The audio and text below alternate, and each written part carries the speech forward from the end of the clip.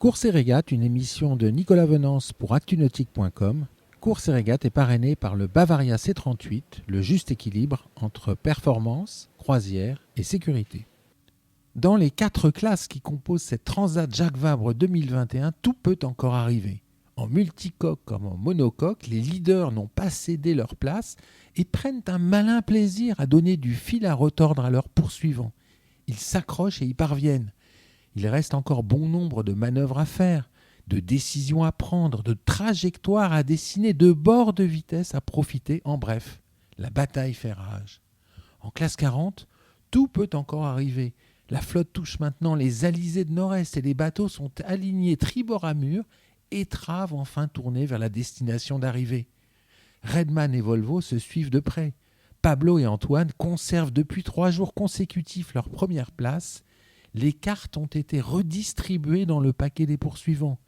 La Manche, at Évidence Nautique et la Motte Module Création, par exemple, qui s'étaient installés sur le podium depuis le début de course, se sont vus relégués vers les 10e positions quand Guidi et Croatia Full of Life sont quant à eux remontés en 3e et 4e place. Beaucoup d'écarts latéral séparent la flotte et dans cette alizée, chacun a son coup à jouer, le match est loin d'être fini. En IMOCA, c'est le passage de Fernando de Noronha. Après les Ocean 50 et Ultime, ce sont maintenant les IMOCA qui ont suivi cette valse d'empannage sportif le long de la côte interdite. Le trio Linked Out, Apivia, Charal mène la danse. Les écarts se sont resserrés à la marque de parcours avec Initiative Cœur et Arkea Paprec, leurs poursuivants.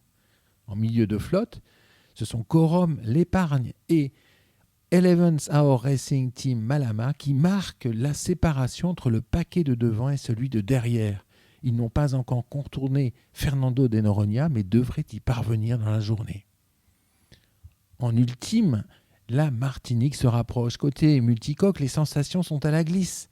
Cette Transat Jacques Vabre aura été l'occasion de passer 6 fois l'équateur pour Tom Laperche et François Gabard sur SVR Lazartigue.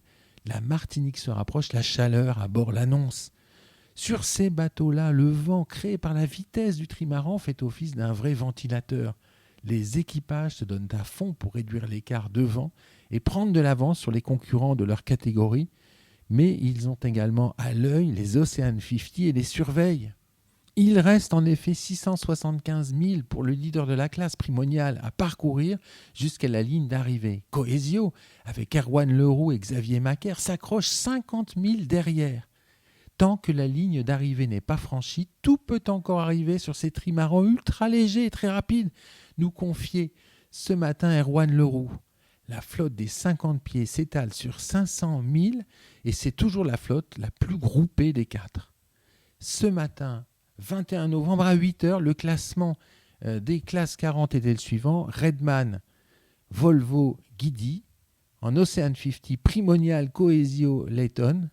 En IMOCA, Linked Out, Apivia, Charal. Et en ultime, Maxi Edmond Rothschild, Banque Populaire 11 et SVR Lazartigue.